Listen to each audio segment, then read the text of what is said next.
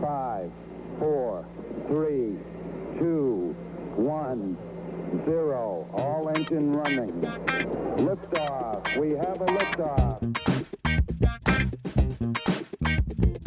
And welcome, everybody, to Truth, Beer, and Podsequences. Thank you for joining us. If this is your first time joining us, thank you. If this is, you've joined us before, thank you as well. I just want to start by letting everyone know what Truth, Beer, and Podsequences is. So Truth, Beer, and Podsequences is a podcast where we recap the Cincinnati craft beer podcasts with our version of the truth. Certainly, we hope there's not too many consequences from the hosts of the shows that we're covering when we add in our own version of the truth and wild speculations about whatever's going on behind the mic or behind the beer or behind the brewery or behind the show.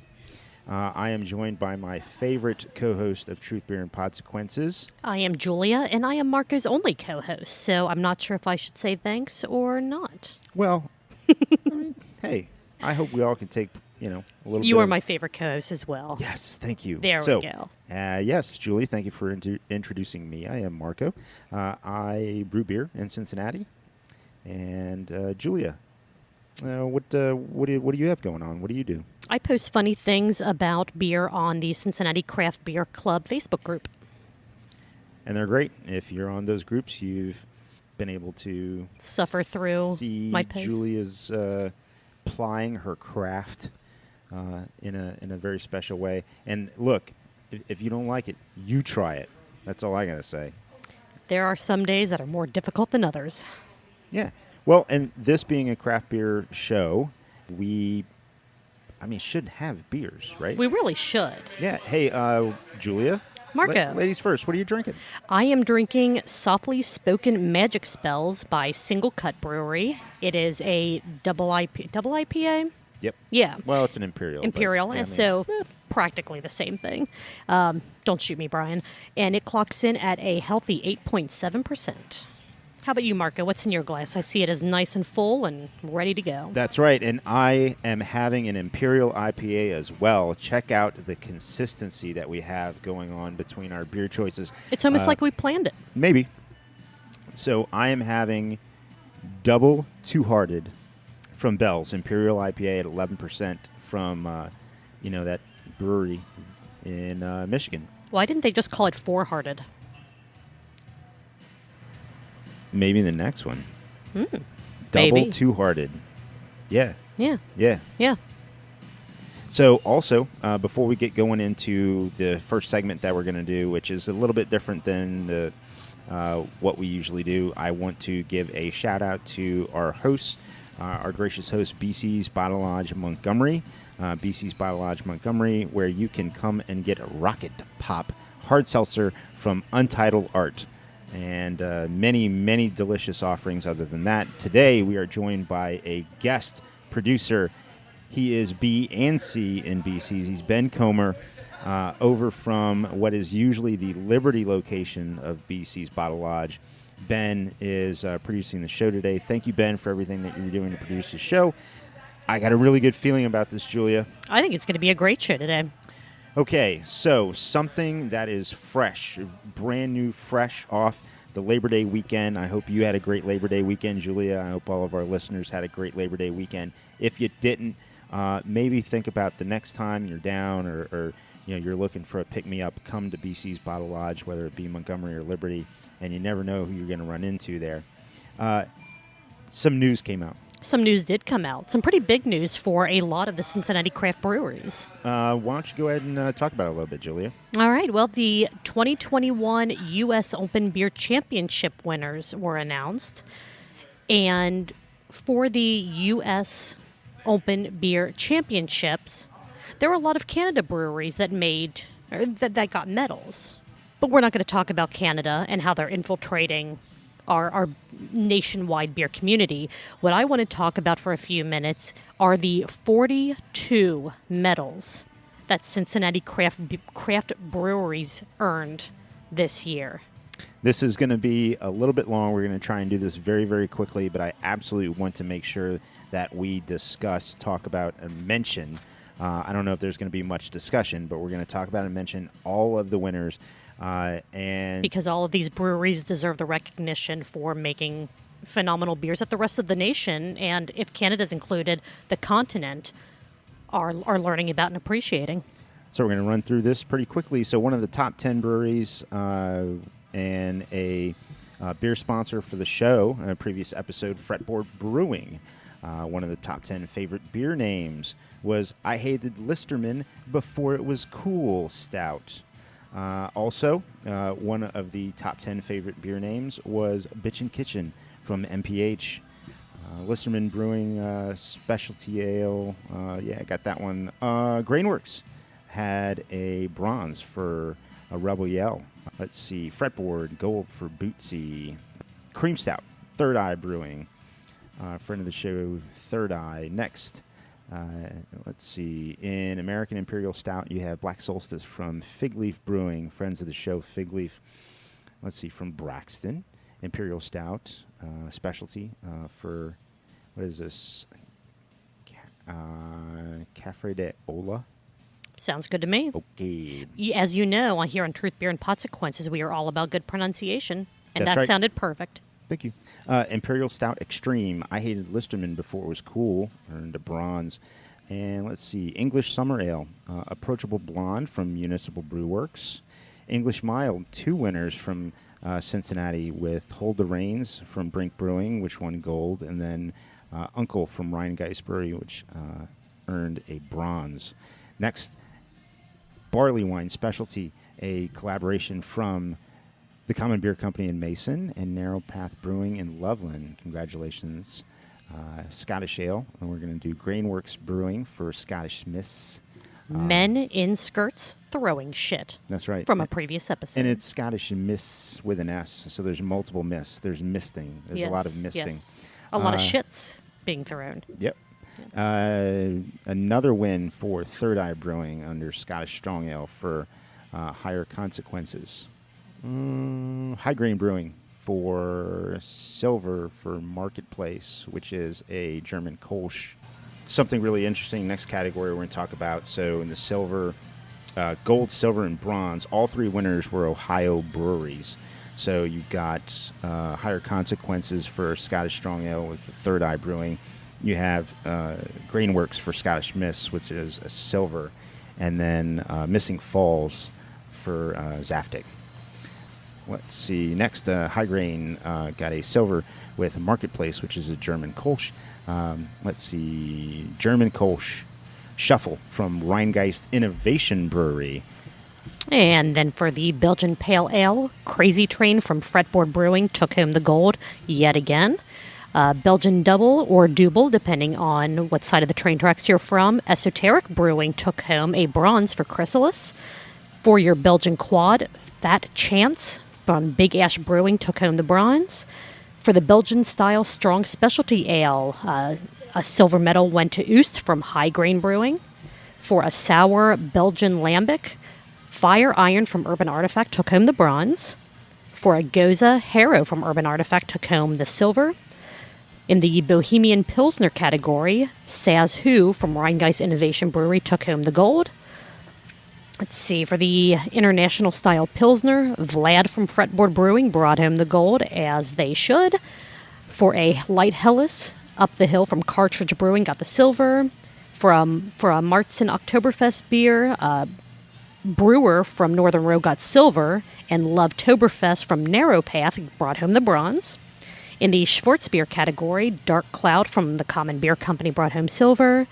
The Bach beer category went to the Common Beer Company in the silver medal range for Bacafella. For the India Pale Lager category, Iceman Cometh from Listermann took home the gold. A Cucumber beer, silver medal went to Hotel Water from Urban Artifact. For a coffee beer, the bronze medal went to True West from Municipal.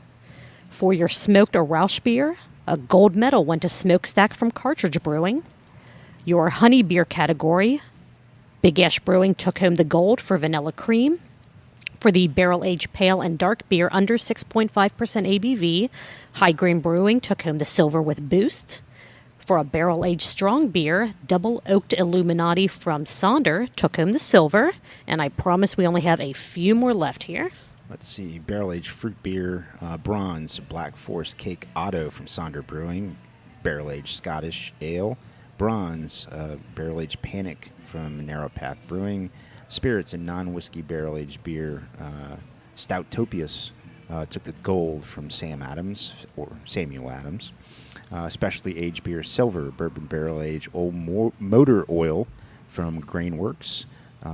Let's see, bronze went to Gentle Giant from Narrow Path Brewing. T-beer, bronze went to Hollow Point from Cartridge Brewing. I probably missed a few when I was running through the list. I tried to take down everything I could, but Marco will look up and let me know any that I did miss. But huge congratulations to every single one of our Cincinnati craft breweries. Even if you're not on the list, we are making phenomenal beer here in Cincinnati, and I love seeing that it's being recognized. We certainly, again, I want to echo what Julia said. Congratulations to all of the winners in Cincinnati, and of course, congratulations to all the winners, period. But specifically being a Cincinnati-based podcast, we really are truly proud of Cincinnati's beers. A little bit of housekeeping, a little bit of cleaning up. Sorry, Mags 59 bronze in the honey beer category from the Common Beer Company out in Mason. And if we missed anybody, just like Julia said, we didn't mean to miss you. It's a really, really long list, and we're doing this stuff in between our jobs, so... Jobs and home life, so we're doing the best we can. So go to the 2021 U.S. Open Beer Championship on whatever platform you want to, because they're all there, and to check out the full list of winners. Pretty positive. We're mostly complete, but anyways. Again, it was a very long list. It was a little late when I started going through it, so... If we missed you, we didn't mean to miss you. We Definitely love you. Not. We love you. And so congratulations again to all of the winners. Yeah, that's one of the unexpected things that came up while in between the last recording of the show is this exciting news. So we certainly wanted to congratulate everybody and make it part of the show for all of our listeners to understand just part of the reason why we are excited about what's happening in Cincinnati craft beer is because, hey, we make really great beer. Hell yeah, we do. So, Marco. Julia. What podcast did you listen to this week? I listened to all of them. Every single one of them? Every single one. Awesome. So for those of you who don't know all the podcasts, and this isn't even a comprehensive list of all of the podcasts, but it is some of the heavy hitters and some of the most frequently posted podcasts, I guess you could say. This episode, we're going to be covering Sonder Stories Imperial IPA. It hits you every time. Sonder Stories episode 71 with Second Chance Kicks. We're going to be covering Cincinnati Brewcast, where Gnome went to Listermann Brewing. We're also going to go ahead and cover his latest episode of Prost, as well as his most recent Oktoberfest Challenge winners, Shift Beers, and a new podcast that I stumbled upon called Craft Parenting Podcast. We're going to give a quick rundown of that one a little later on in the show. All right. So did you bring the wheel or the dartboard or any children that we could blindfold and, have spin around a baseball bat and then run to a specific show that we could talk about it or anything? Well, what's funny is it seems like there are almost the same number of cooler doors as there are podcasts for us to go over today. And I do see a small child, and I happen to have a baseball bat in the trunk of my car. Don't ask questions. Just go for it.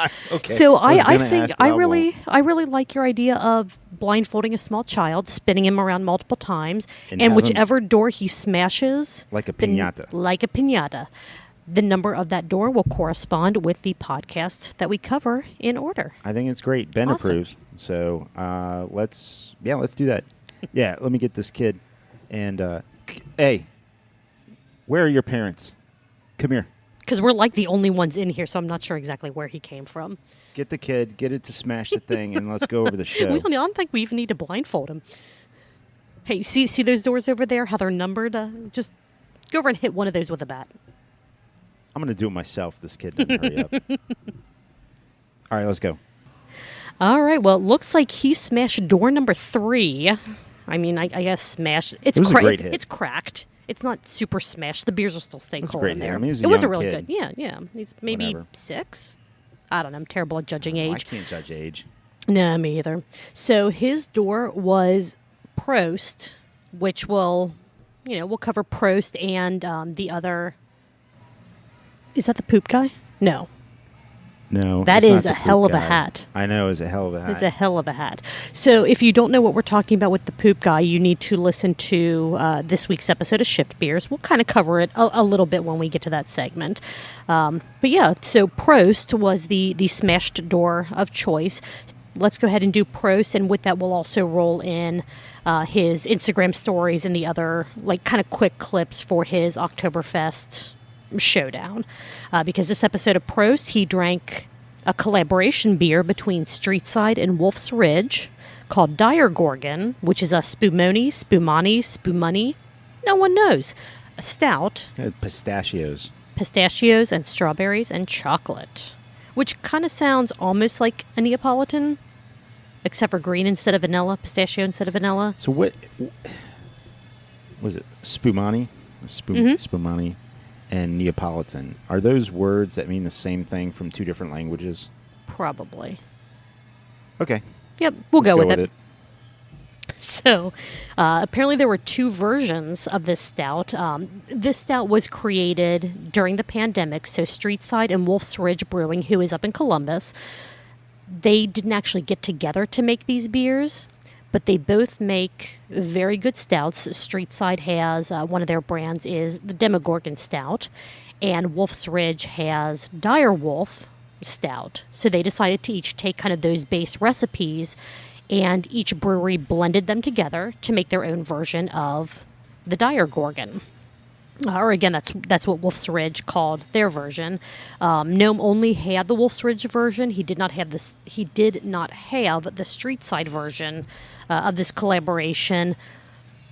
I actually saw it here at BC's Bottle Lodge Montgomery a couple of weeks ago. Thought about picking it up, didn't. Now it's not here, and now I can't be the hero of the day and offer him Streetside's version.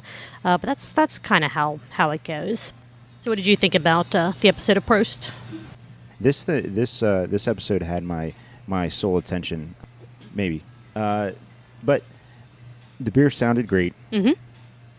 And yes, just like he echoed the sentiment, and he wished he had both to try. That would be fun. That would have been fun. It also would have been fun had you, just not knowing that he was doing that, happened to pick that up, and we could have drank it and told him about it. Yeah, we could have. Because we're friends, and so We are. we could have drank it, gave our account, our version of how it tasted, and then let him know, whether it be through video or this podcast, and he could have been sad that he didn't get to have it. Yeah, because friends tell friends about the great beer that they're drinking without the other friends being present. Exactly. The hat is walking back across the parking lot. I don't know what's happening. Probably. There's somebody lost outside BC's Montgomery with a very unique hat. Think about the hat that Josh was wearing that he posted on social media when he was on vacation. Oh, excellent comparison. But a little bit, like a little variation in the coloring. There's more fabric on this one than on the hat that Josh was wearing. Well, it looks like. hat that Josh was wearing had the fabric under the brim. Oh, yeah, and this is fabric over the brim on the bowl of the hat, the top of the hat. I don't know what it's called. What is that called? I don't know. But, yeah, it sounded like an absolutely delicious beer. I am kicking myself for not buying Streetside's version, which was called... No, this one was called Dire Wolf, not Dire Gorgon. I don't know if I messed that up. I think I did. This collaboration was Dire Wolf. Streetside's version was Dire Gorgon. The Dire Wolf version was very good, according to Gnome. And it was released back in March, so it's gone, and we will never know if he's correct or not. He's correct in his account and in the way that he presents it. So, and I trust his palate. He seems to know a good beer when he drinks it. He does have this conundrum with Prost, where he has things, he talks about it on Prost, and people want to find it, and it's too late to find it, or these breweries don't have it in circulation at that point, whether it be tap, on draft or in packaged. Mm-hmm. So it's weird. It's not as much about. It's about him talking about the beer, then you go and you find beer, but it's not really. It's not really meant to be a drink along show, because so much of that stuff changes, and I know he wrestles with that, because he does want people to drink beer with him, even virtually, which is what the Weekly Pint is all about. Yeah, but he also wants to spark interest in whatever he's talking about. It's just the two don't always coincide. Well, to be fair, this beer was given to him as a gift, so it's not something that he went out and purchased on his own and then just did not drink until it was too late for anyone else to get it. So I don't fault him at all for that. No, and also I would invite everyone who is gifting beers to people with podcasts to just drop them by BC's Montgomery, one of our producers, whether it be Kenny or Brian or Ben. I mean, they'll hold on to them for us, and we're here week after week, and we will talk about them. And you should be able to hear us talk about them in the time, or at least in a timely manner, to around when they're available. Mm-hmm. So we might be a better source for that sort of information dissemination than the Gnarly Gnome, who clearly has a lot going on right now. Absolutely. He has so much going on with all of the different facets of his life and all of the different entities that he is trying to support and promote as his Gnarly Gnome, that just drop your beers here for us. Yes. Now, speaking of the Gnome and all of the many facets of his life and of his creative works. Yes, please do speak about it. We have 2 of his Oktoberfest showdowns to quickly go over. Yes, we for did. the people. One of them was posted on Instagram Live on the Gnarly Gnome channel, at the Gnarly Gnome. Oh, I missed it. I can't believe I missed it. Well, you listen to all the things. You can't watch all the things. It's okay. I watched it, so I've got it covered for both of us. I'm going to have one of my kids put the Instagram on one of my devices, and then maybe I'll be able to keep You'll be up. Down with the grams? All right. Well, but you did watch his latest YouTube video with an Oktoberfest showdown, didn't you? I did. Okay, well, how about you talk about that, and I talk about the Instagram, and we'll get it covered. So the video starts out where clearly the gnome is camping, and he's in a backyard. Did you see that perfectly manicured lawn? It was a beautiful yard. It was a beautiful yard, and there were some very nice painted Adirondack chairs that just aren't around anywhere where you go camp, unless you're camping at a family member's backyard. And then he had this giant smoldering fire. It's not even a big, crackling bonfire. Crackling. Yeah. It is just. It looks Smoldering like logs. It's 8 or 9 a.m. and the fire is left over from yesterday. And he's like, honey, I'm camping and I got all this Oktoberfest I got to get through. So what I'm going to do is I'm going to start at 9 a.m. I've already finished my coffee and I'm on vacation. So it's 5 o'clock somewhere. I'm going to start drinking Oktoberfest for the show. It's not because, I need to stop my hands from shaking. It's because I'm going to start on this project that I need to continue while I'm on vacation. And so he cracks open 2 Oktoberfests, and I guess he's so primitive in camping. He's got these beautiful Adirondack chairs. He got this tent, and he can't bring glasses, or he doesn't have plastic cups available that are see-through, and so he's just going to drink out of the can because it's more manly. It's more barbaric to drink out of a can. Who drinks out of a can anymore?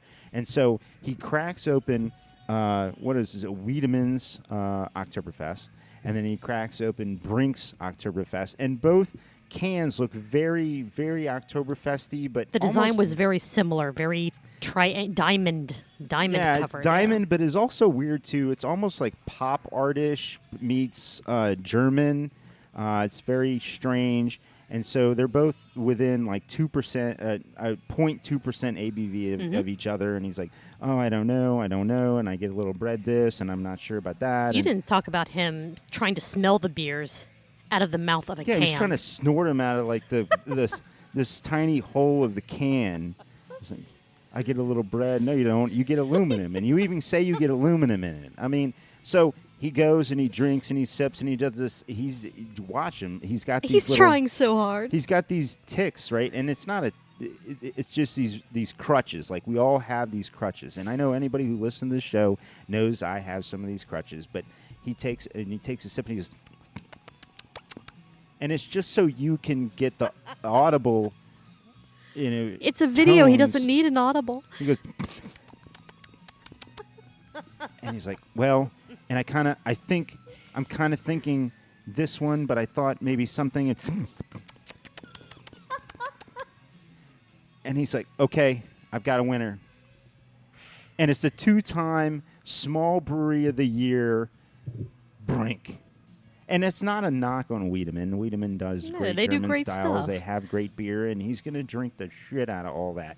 It's just that he chose Brink. And what happens in this head-to-head is that, look, first of all, this is his list.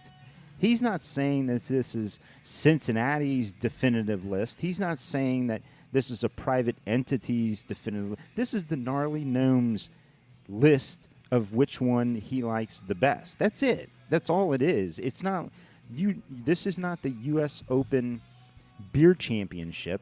This is this guy who lives in Fairfield or Hamilton who really cares about craft beer. This is his favorite. And we all love him for it because he takes the time to do this stuff. I mean, amongst everything else that he's doing, I can't tell you how much fun I have listening to all of his shows and his, the stuff he does on Facebook and interacting with him, over YouTube. And he's a friend of ours. He's a friend of the show, and he's supported us, and we're going to continue to support him. It was just really, really, really cool for me to see. He took the time out when he's vacationing with his family to continue what is a laborious task that he has tasked himself with. I mean, really the Lord's work in finding out which is his favorite Oktoberfest. Julia, what were your thoughts? Well, I feel like that was pretty heated. You got very passionate about that one, and his Instagram stories where he had a showdown between Grainworks Oktoberfest and Moorline's Woots Oktoberfest beer. They were just stills. It was just pictures and some text on the screen, so I didn't get as worked up watching those scroll through as you did watching the actual video of it. But he did choose Moorline's Woots as the winner. They beat out Grainworks. I think you had enough passion in your recap of the YouTube video for both of us. I've got nothing else to say. There were no perfectly manicured lawns in the Instagram stories. There were no Adirondack chairs that you could tell have been in a garage, except for this one night that they were set out. Yeah. For their camping trip. Yeah, it was staged. It almost looked like golf turf. Perfect, like 2-inch, inch and a half. It was a beautiful lawn. It was beautiful. Beautiful lawn. Beautiful. Yeah. No, I apologize if my explanation of the YouTube show was twice as long as the YouTube show. So if it's all just stills and stuff, I'm not missing anything on Instagram. I mean, Instagram does have videos that you can do for stories. Just for these particular posts, they were stills, and it's fine. It's fine. It is fine. Yeah. And we're here, and our producer Ben has made sure that we have a little bit of Hall & Oates action here in the background. With all for you. For Truth, Beer, and Consequences. I appreciate that, Ben. The B and the C and BCs. Thank you, Ben. He's the best. They're all the best. It was, okay, so we got two more moving on in the Oktoberfest Showdown. What else do we have in the Gnomes Empire that we need to talk about? If you don't want to smash another one of BC's cooler doors, we could just go ahead and move on to the Cincinnati Brewcast episode, where Gnome sat down with a gaggle of Listermann employees to talk about Listermann, their rebirth, and all the good things that they do and are doing. No, Ben's doing a good job. I don't want to smash any doors right now. Okay. He did the Hall & Oates thing. He did. So let's leave it at one broken door, and we'll just have to find another way to pick out the next podcast. Did you still want to do Cincy Brewcast, or do you want to? Am I seeming sensitive right now? I mean, you're being very, very concerned about whether I want to do that show or not. Hall & Oates does that to a person. It touches you in your soul. I know. It makes you care, and that's not a bad thing. No. Well, let's go ahead. Okay. We'll do the show. So this week on Cincinnati Brewcast, the Gnome sat down with a whole bunch of folks from Listermann Brewing. They drank Soto Basement Lager, which is something that they do for the restaurant Soto downtown. I think this was, short of the live lager panel, the episode with the most guests ever on a Cincinnati Brewcast episode. There were a lot of them. That's possible. That's possible. I would just wait till we cover the shift beers. Good God. there were a lot of guests people on that there. one. No, so yes, sat down with Dan Listermann. It's been a long time since Dan had been on Cincy Brewcast. So good to hear the man himself, his voice and his thoughts about not only Listermann, but the Cincinnati brewery beer community in general. Yeah, it was really good to get his perspective and all of the. I think so anybody who had been in Cincinnati for a while, followed Cincinnati beer or the Cincy Brewcast or Listermann themselves, understand there's been some turnover at Listermann, and I think one of the interesting facts is that the people that are there now are only new to their roles. They're not new to Listermann. At least is what I get from a takeaway. Right. The general manager, he said he was only there 2.5 months, I believe. So he seemed newer to Listermann, but not completely. He didn't step into the role I don't want to say out of the blue, but people knew him before he took on. Yeah, so maybe he would be the newest, but I mean, the brewer had been around 2.5 years, working his way up from transitioning from his other job to really starting at the ground floor with Listermann. And then, was it Jessica Gorman? Jessica Gorman, yep. She'd been around. Okay. She's been around a long time, yeah. So this, quick plug to her husband's barbecue joint, stateside or state line barbecue. Absolutely delicious. If you see them anywhere, buy their food. Buy bottles of their barbecue sauce. Do you have any? I do. The last time that they came to, I believe they were at Westside Brewing for a pop-up catering event, I bought a bottle of both their regular barbecue sauce and their spicy barbecue sauce. Wow. And I'm almost out of both of them. So saucy comes up in shift beers. God, everything's coming back to that show today. Sauce comes up in shift beers in a different form, but still sauce. I don't want to cut it short. The episode had touched on several different topics. I think everybody who listens to the show may come away with a little bit of a wanting more feeling. Right. Like I would like for them to go a little more into. They kind of covered the decision to move forward. I'm going to wait until this siren-y. Guess what? Pillar of doom. They're not coming for you. Thank God. Hold on. Wait a minute. We'll wait till it passes. Okay. I thought they were coming for me.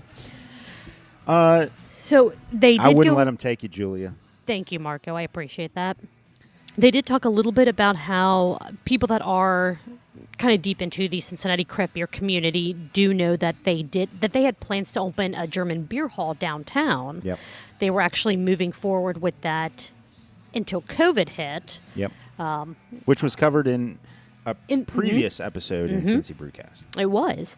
But in place of that, they were able to open the Listermann Trail House, which is not even 2 blocks from the Listermann Tap Room, which is more, I don't want to say it's more of a restaurant than like a tap room brewery, but they do have, they have a built-in kitchen. They have a full kitchen with pizza and other delicious sounding food there. They have 12 taps at the Trail House. They have 16 taps at the actual Listermann Tap House just right down the road. But it was a really good conversation about them moving away from the idea of the beer hall, even though I think that would have been a brilliant part of downtown. It would have been a really great space. Part of the thought of going there was more production space, and Dan does talk about that a little bit. Where, okay, things have sort of changed in the market. Not only are a lot of jobs not necessarily at office buildings downtown anymore. Those jobs have been essentially, I mean, they're not sourced out to other facilities. Everyone's working from home. Right. Or they just don't have the foot traffic that they would have had. To this point. And as far as the capacity, I think they were on a trend where they were really looking for a larger capacity solution. But with things changing, they feel that they're in a good spot, in a sweet spot right now for production, and the possibility of moving the barrels out of the existing Listermann space is probably something they would do before taking on a production space where they left the barrels there or moved the barrels or whatever. And right. then, but it's really more about opportunity. So the opportunity for the beer hall was there, and then sort of the base went away. And then the opportunity to have another space came up, and the only downside was that it was 2 miles away. Or not even. No, not even. It's so you can see one location from the other. Oh, so it's literally a hop, skip, and a jump, and then a very short jog away. I can see Russia from here. From my tap room. I can see Russia from my tap room. But it was really Sarah feeling. Your impressions are only second to your singing. You got to be kidding. Hey, the BC. It's another one. It's another Hall & Notes. The BC and BC's Montgomery knows what you need. And that was a harken back to Beth did a Sarah Palin impression a couple of episodes ago. And she nailed it. Shout out to Beth and did an amazing impression. Maybe one day we can do a Sarah Palin impression off. So, yes. So that was the only downside, and that's the only downside if you have the opportunity to have a space for more people to enjoy, have a space where food is there. The pizza oven was an enormous opportunity, which Dan really thought was exciting. Which who doesn't like pizza? Right. And they're still talking about bringing in an actual permanent food provider, maker. I mean, as permanent as anything is. Yeah, right? yeah. But I thought it was a great conversation. We have not heard really from Listermann as far as like the podcast scene in quite a while. So it was really nice to hear everyone again. Well, I say hear everyone again, hear Dan again. Besides him and Jessica, almost everyone else was brand new. Was brand new to being a voice, right? Correct, A voice correct. that was public. They're not new to Listermann. Now, Not at I'm all. not saying that to ease anybody's minds about anything. I'm saying that just because look, the fact is, the brewers brewing the beer has been there for 2.5 years. Yeah.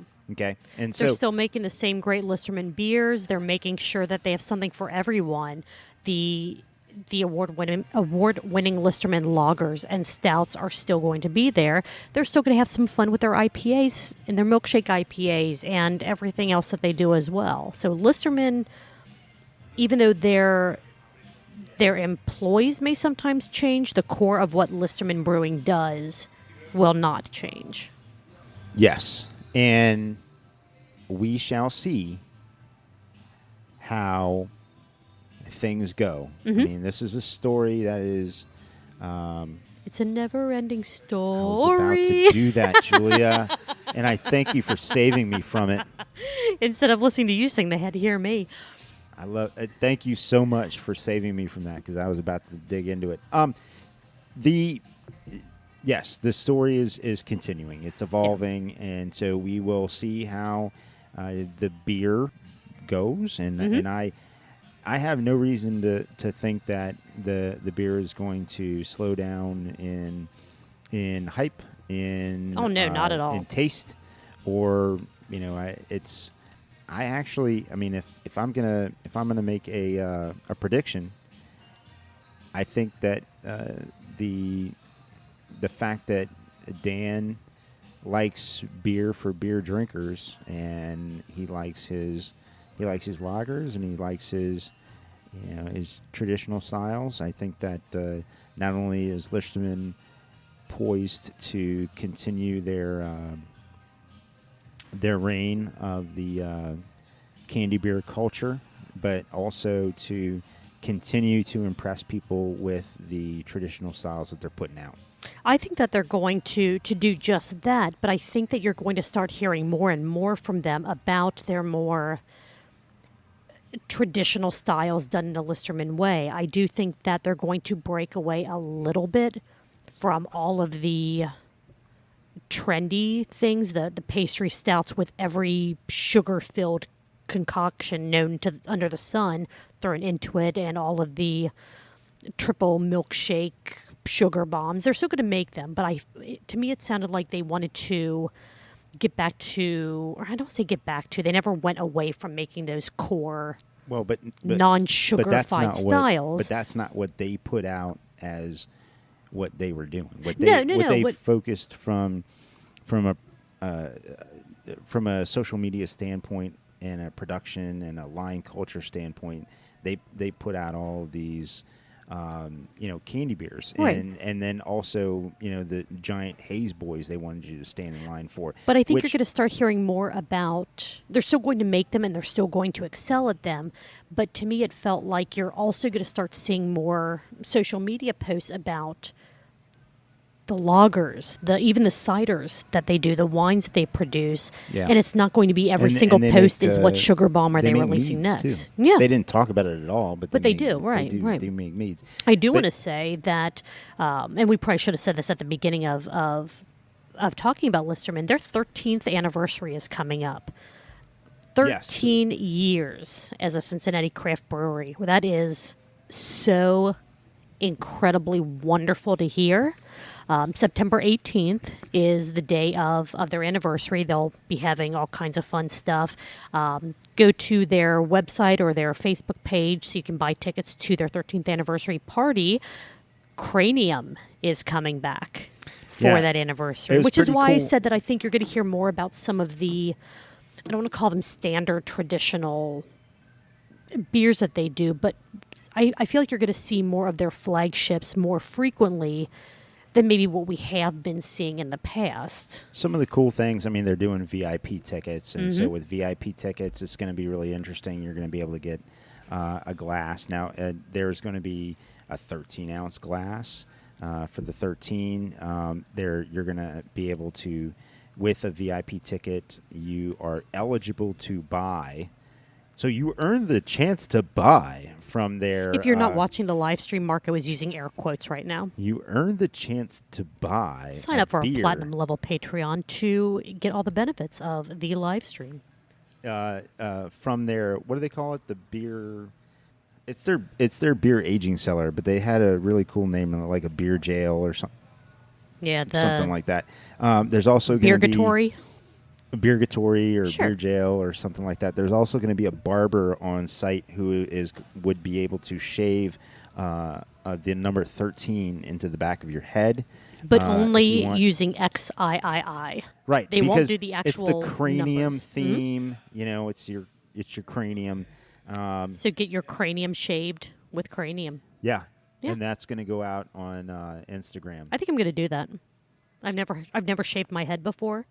But I think for Listermann's 13th anniversary, getting a 13 shaved into the side of my head. I used to watch. It could be cool. It could be. I used to watch The Amazing Race back when it first started. And my wife and I would plan on being on one of the episodes. Mm-hmm. And I mean, one of the episodes was, one of the gentlemen's wives getting their head shaved, and she said, "Yeah, I'd go ahead and do it if I was on the Amazing Race." But so apparently, Listermann turning 13 is all it needs for Julia to get the XIII. Shaved in the back of her head. Though so. I will say I'm a little nervous about it because my sister once told me that I should never shave my head because I have a funny shaped head and my hair hides that fact. The family can say that, but the thing is, this was decades ago, and I have still carried that with me. No, my point is that families talk to each other in a way that only families can. So you're saying she's right? No, I never said that. I never said that. My point is that all of our listeners should take note. Don't say that to Julia. Don't tell me I have a funny problem. shaped head, please. You have a problem with me when you do that. Thank you, Marco. Of course, Julia. What else stood out to you about the Listermann show, or is it about time to take a break, get a refill, or what are we doing? I think that we covered just about everything that we need to for this week's episode of Cincinnati Brewcast.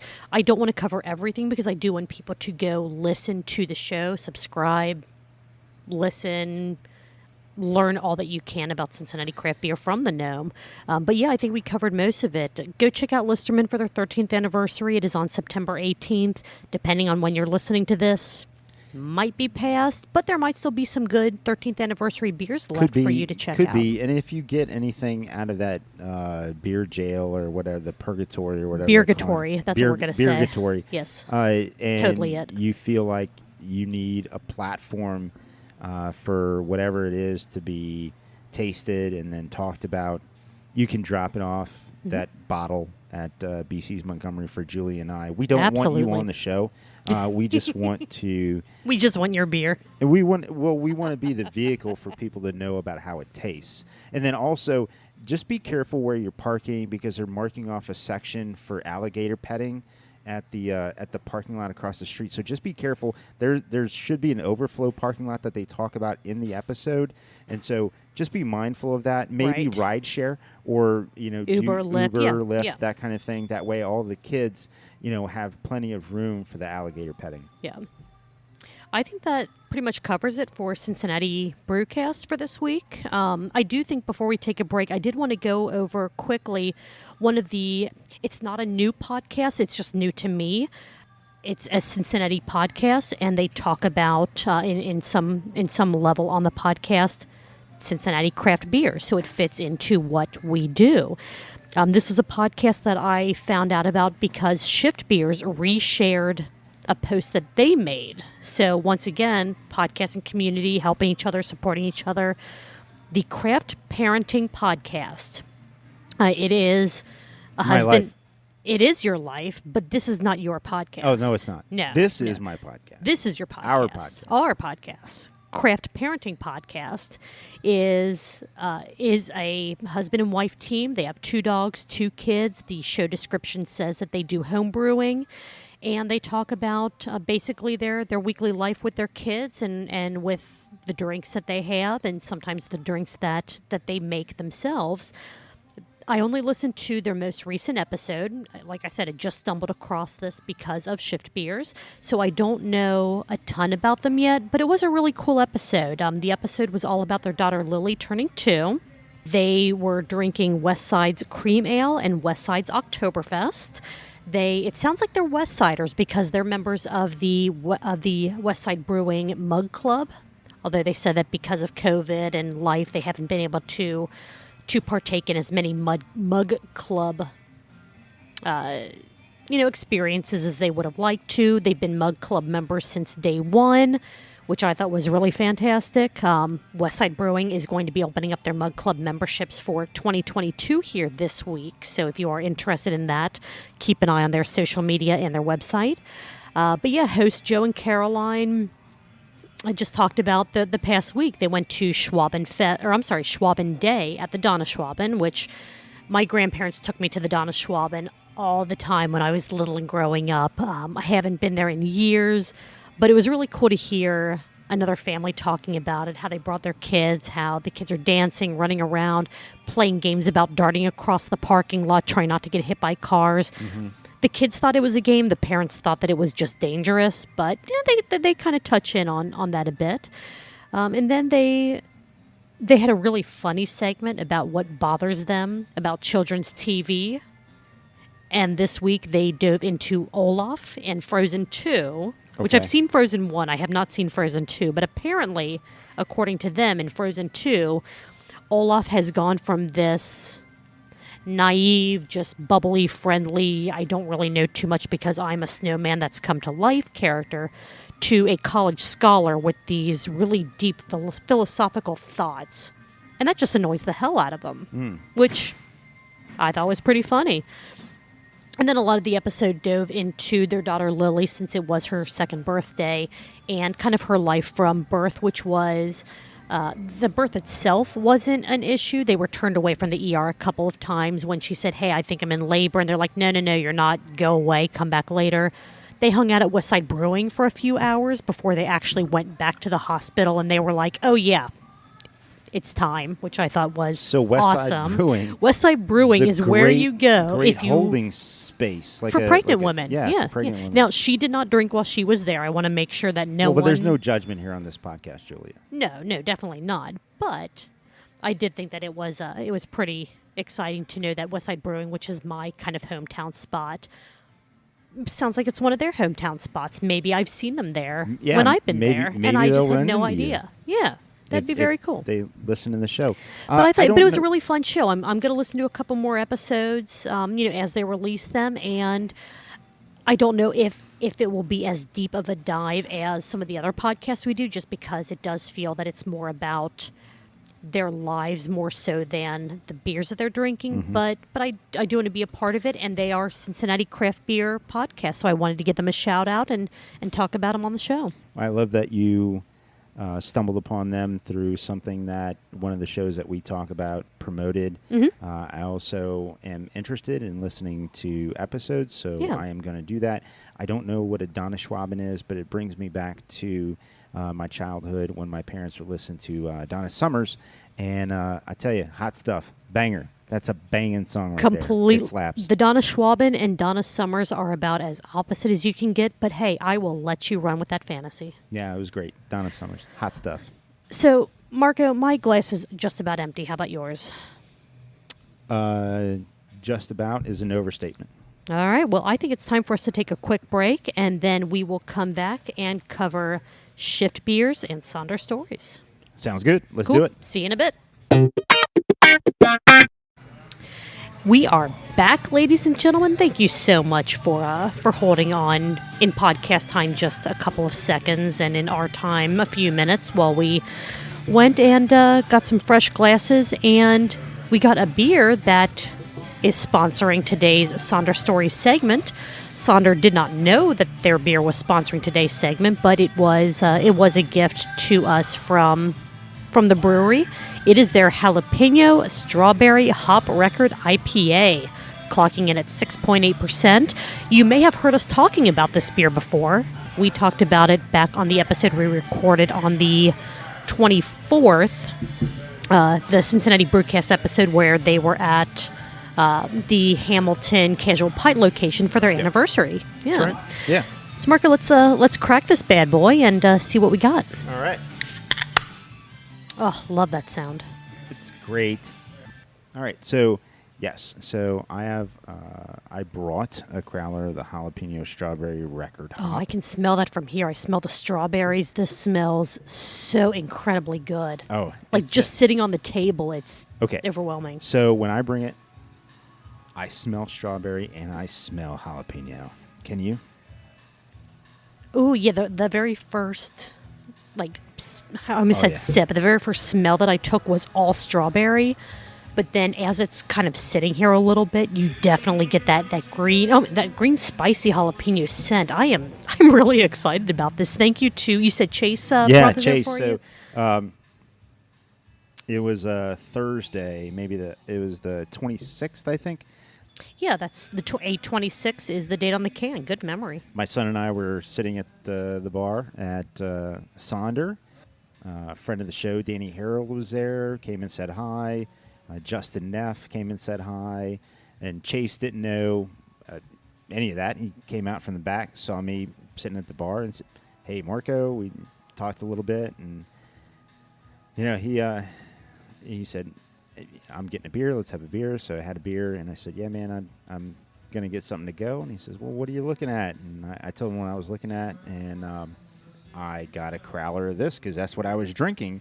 And So this his won't be your first generosity- experience with it. No, it's not. Okay, It's okay. not. But his generosity, I thought I would pay forward to giving them a shout out on the show, letting them be a beer sponsor for Hell this yeah. segment of the show, and then also letting you try and enjoy For the the beer. first time, yeah. So, Yeah. Sonder, thank you so much for being our unwilling, unaware I don't beer, know. beer sponsor. I'm Yeah, sure they're unaware. I'm they're sure. unaware, yeah. I'm sure if they knew, they'd be more than willing. But Oh, yeah, yeah.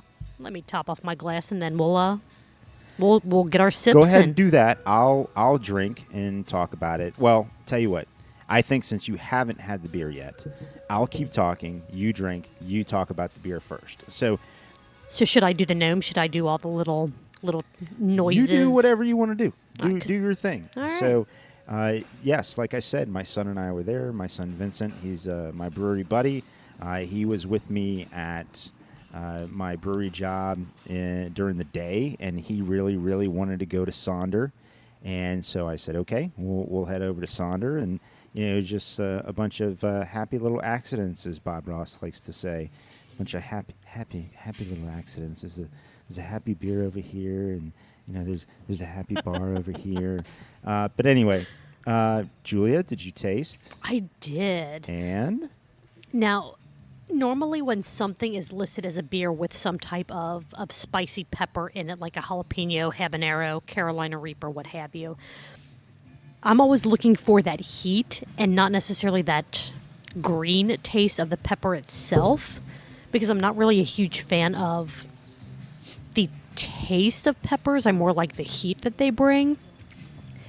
This is more of that jalapeno green pepper taste, but my God, is this good.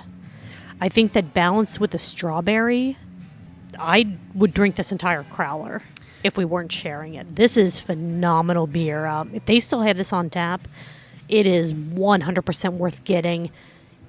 Even if you're not, like me, a fan of that kind of green taste of peppers, you guys did a phenomenal job. Chase, Luke, whoever else from the brewing team that was a part of making this, kudos to you. This is phenomenal beer. I enjoyed it that Thursday night when I had it. I am glad that I'm having it here with you. I'm glad that you enjoy it. I talked to Chase about it, and I told him, I said, I feel it's a very flavorful.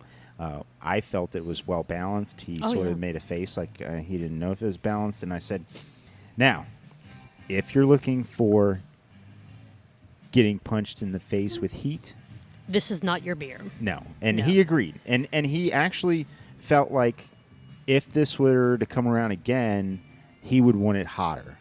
And I'd be okay with that. Yeah, completely okay with that. I think I am not getting any heat at all with this beer, but I think that if there was some heat, it would still fit with what they're trying to do. It's So, It is and also, really, really in fairness good. to the brewery, and we haven't said anything other than positive things, but in fairness to the brewery, this was a crowler, so it was poured off the tap.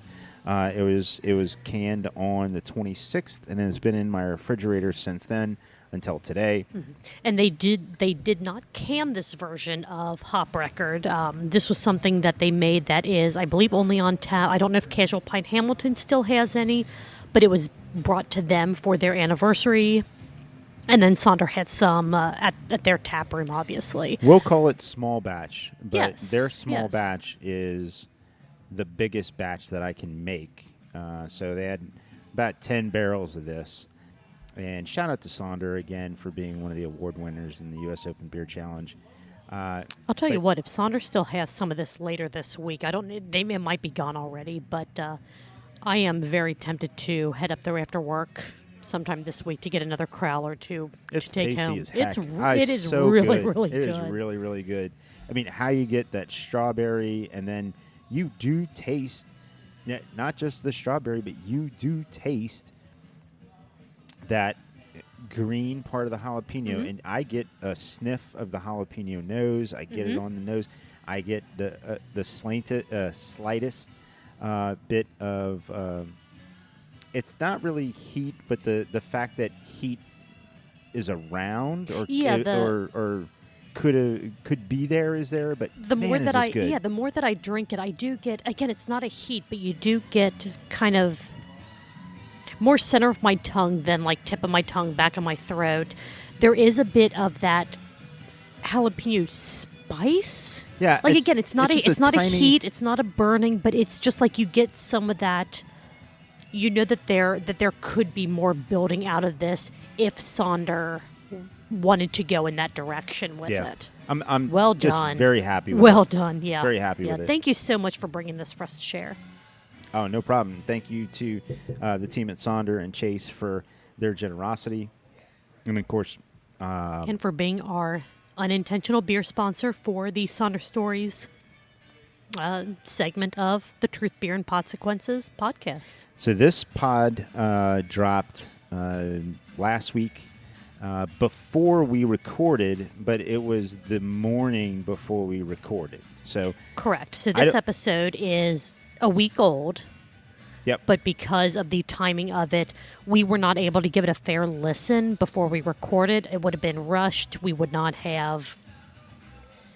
have heard it, but we really wouldn't have listened to it, if that makes sense. Yeah. Yeah.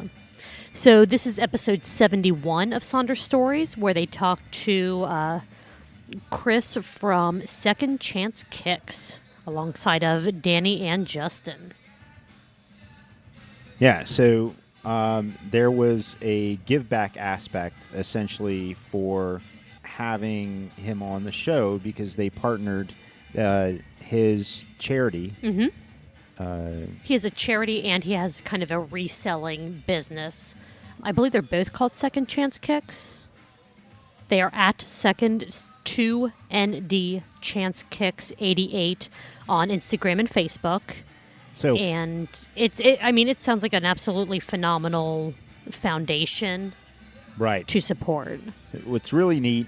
And, I mean, we're not going to go over the entire episode because that's not really what we do. We want you to listen to the show. But what's really neat is it's almost, in a way, Sonder Stories version of doing a Hustle and Brews episode. Yeah, that's an excellent way to put it. Which was really cool, because I liked getting to hear from another entrepreneur. I liked getting to hear what they thought of as a business idea and how they went into it. We've talked.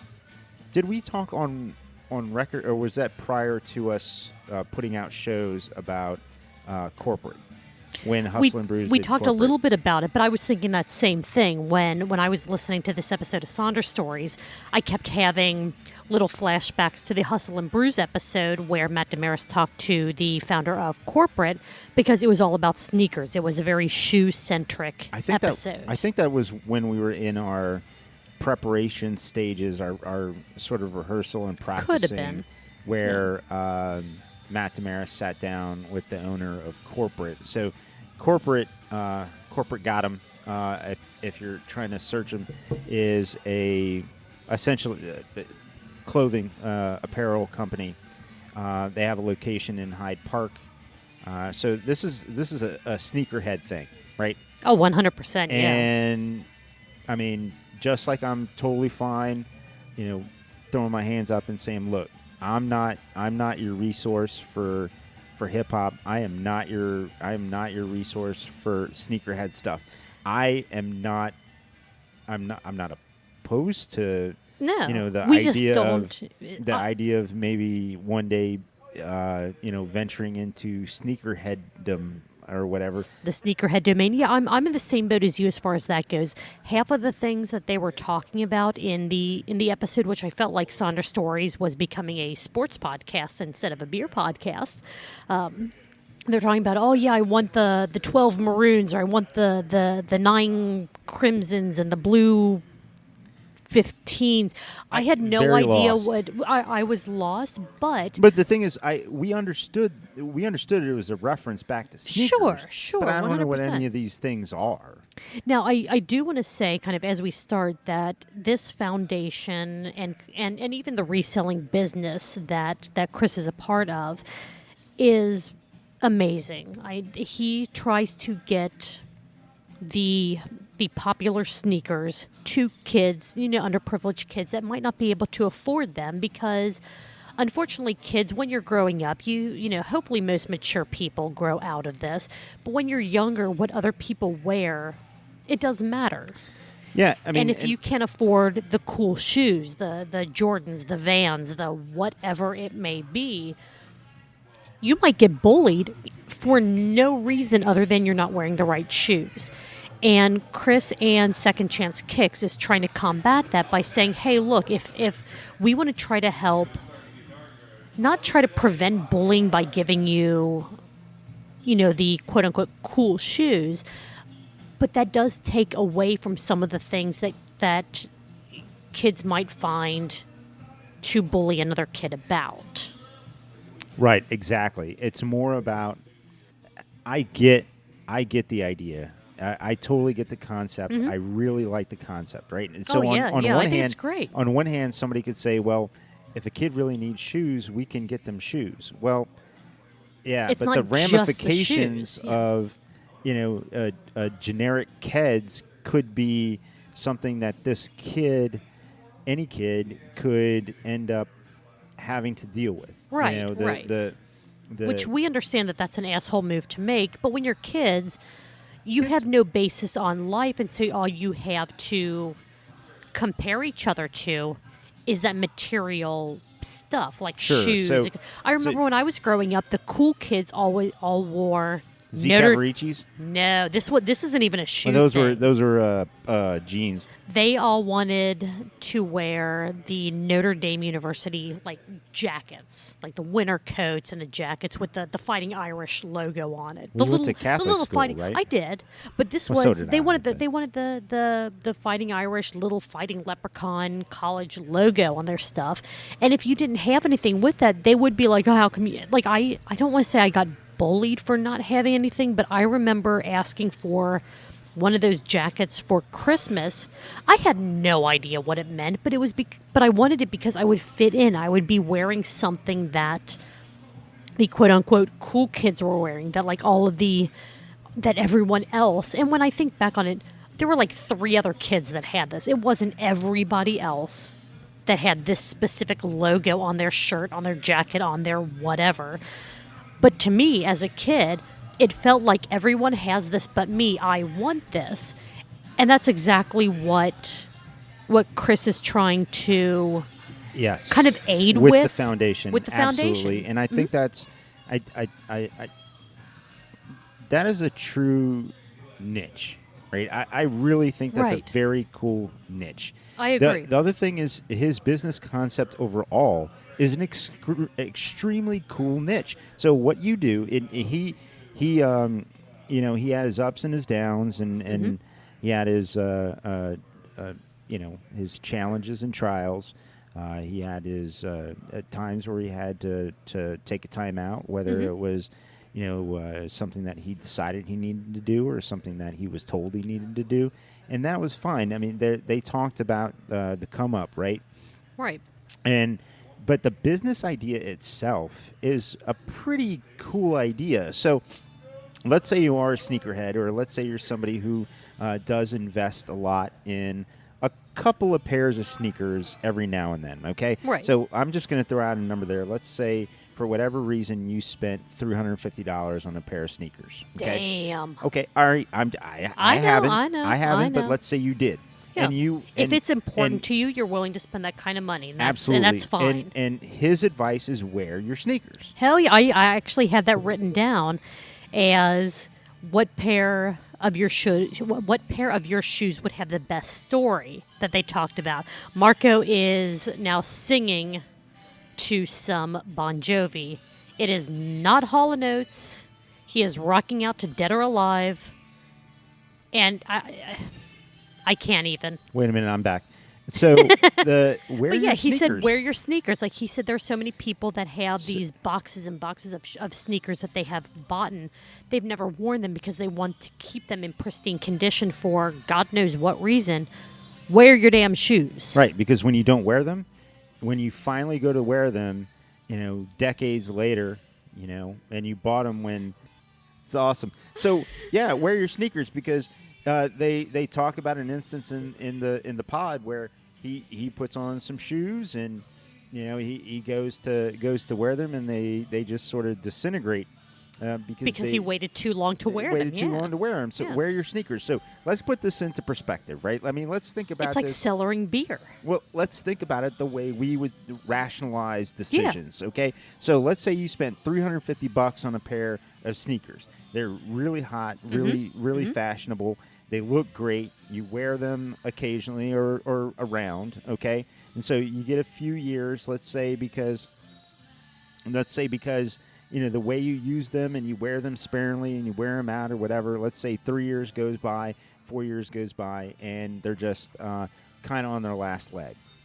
Not because you overwore them.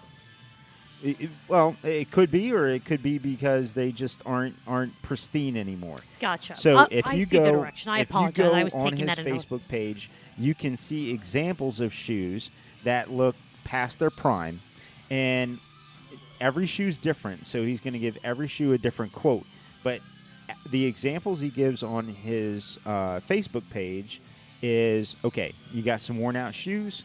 I can do this restoration package or cleanup package for $60.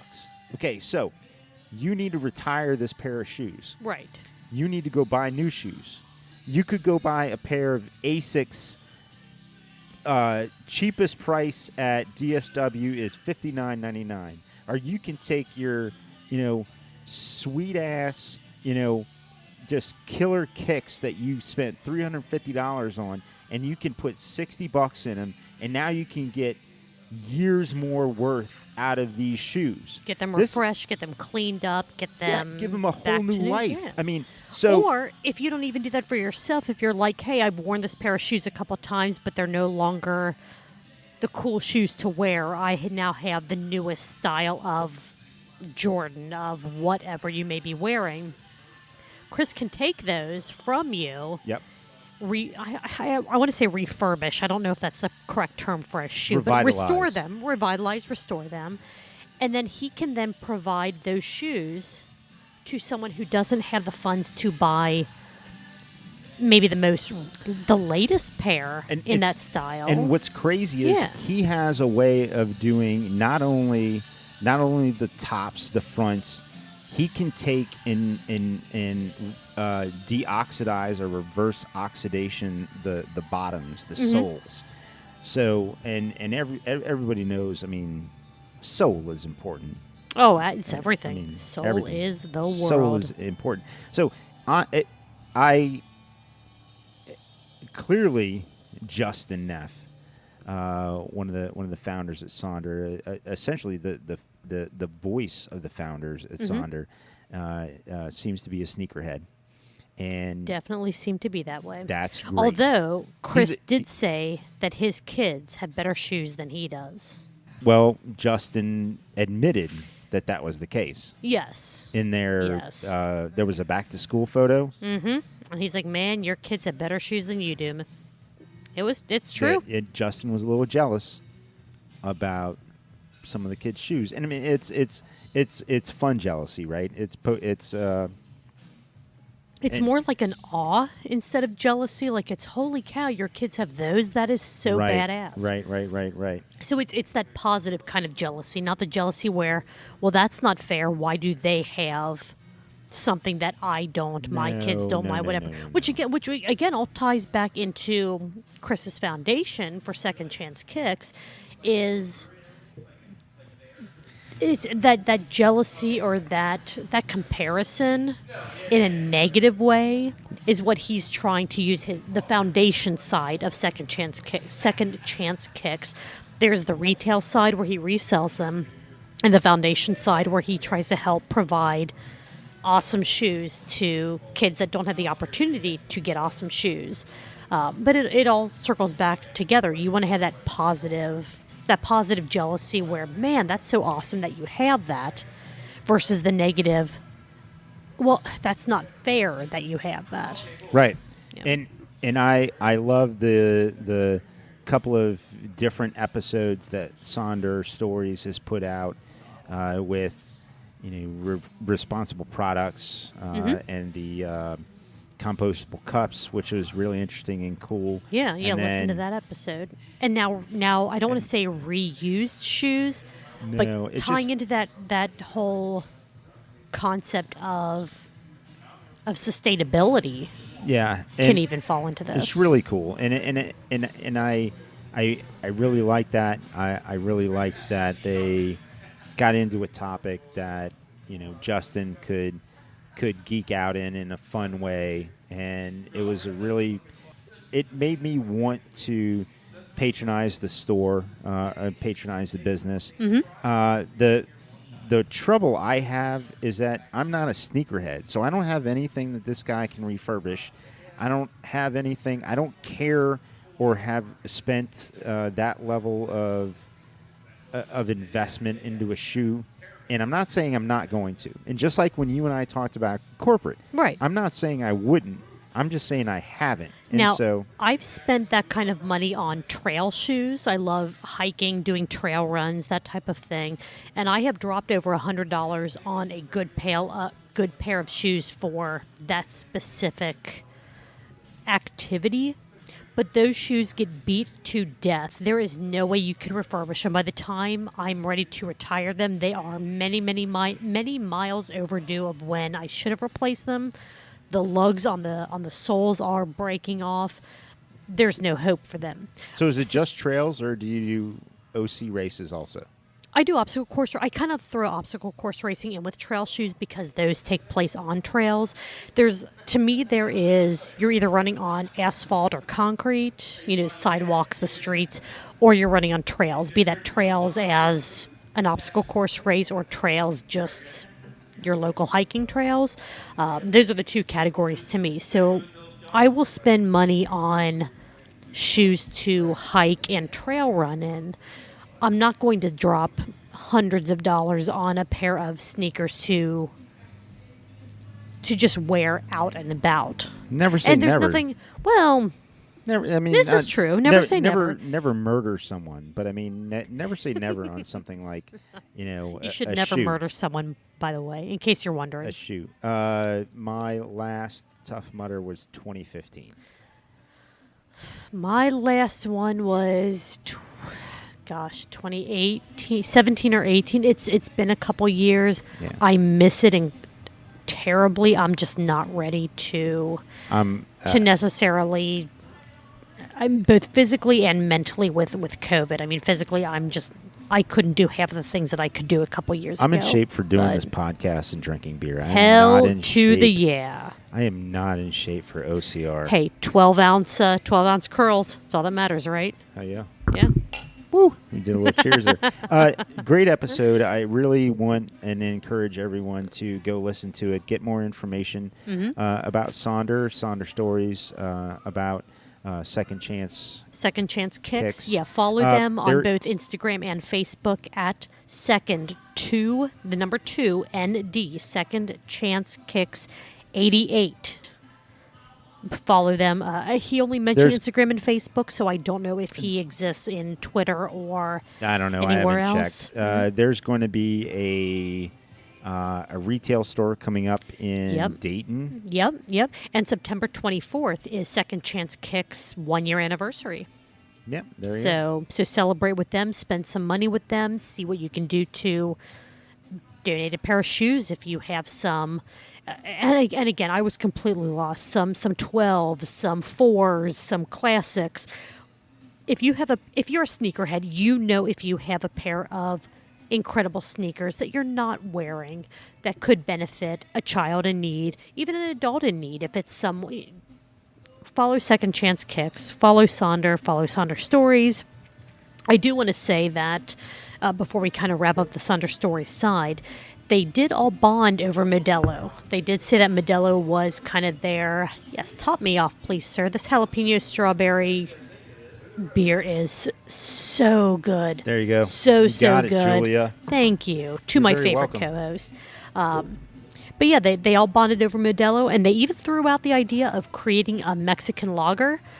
My only suggestion is please do not collaborate with Danny Trejo on that one. No. He does not make a good No, lager. do not bring him anywhere near Cincinnati. I think there are No. some people that he has something to say. He has on a list, yeah. Or So he has a couple Cincinnatians on a list, and he does not make a good lager. I made a Mexican lager last year. Did you? Yeah, I How did. was it? I did not get a U.S. Open Beer Cup award for it because I did not submit any beers for judging to the U.S. Open Beer Cup. So, But I bet that if you did, you would have taken the cake. a lot of Hall & Oates here tonight. A lot of Hall & Oates. It has been a rockin' evening, and we still have one more podcast to rock through before we wrap Shout up for out the to night. house band Hall & Oates. Shout out to producer BC Yeah. for putting on all the Hall & Oates tonight. Yeah, it's been really good. It's been enjoyable. Oh, it's been a fantastic night sound-wise.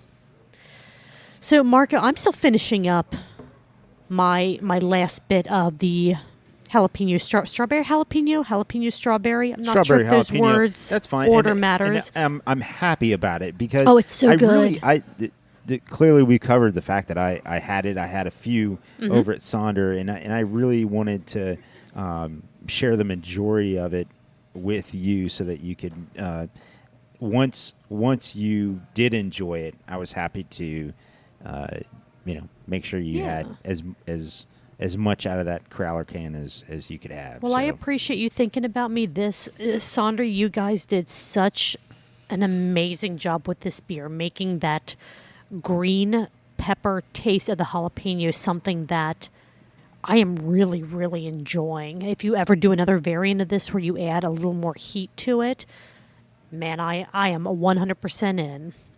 yeah, hit us up on social media. Let us know if that is Is going to happen, yeah. going to happen. Also, hey, Danny, hit us up and let us know if it's still on tap. Although we can probably just go online, but it's fun to interact with you anyway. Hell So, yeah.